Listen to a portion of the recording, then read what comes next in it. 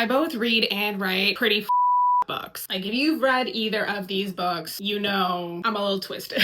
Like I must be, right? If I've got shit like this coming out of my brain.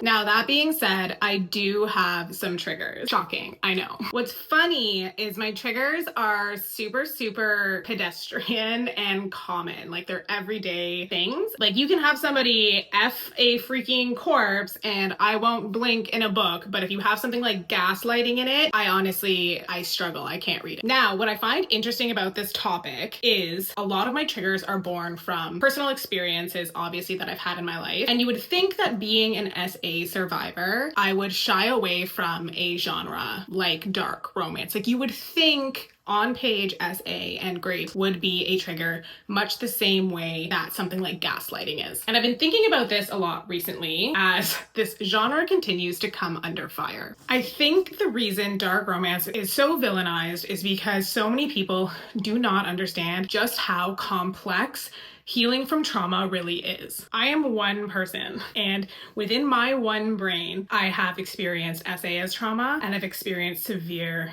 gaslighting as trauma. Just my one brain already manages those two different experiences very differently. Whereas reading and writing about Grape and SA is extremely healing for me and helps me process all of that in a safe, controlled environment where no other people are involved and I'm able to consent to consuming that content. That's one coping tool that I have to help me heal from that one trauma. Where on the other hand, with gaslighting, I can't read it or interact with it at all. Like it ruins my entire day, sometimes my week. I just don't respond to that trigger the same way at all. And I am like, that is just one person in one brain. Their brains are very complicated. Trauma is very complicated. It is not one size fits all. Reading is healing, and it's important that we don't judge or shame people for how they choose to heal, because we're not necessarily in control of the way that our brains process things.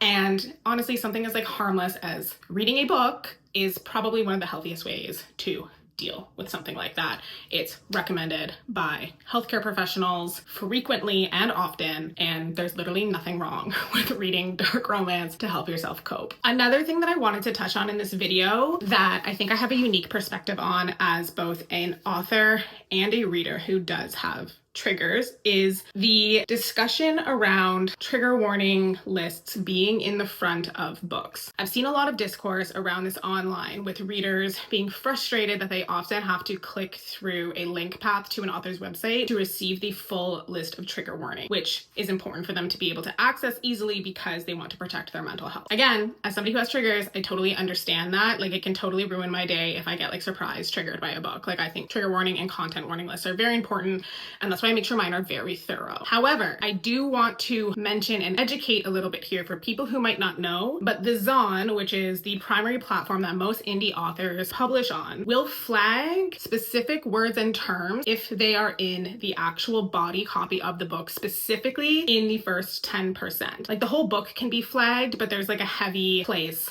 on the first 10%.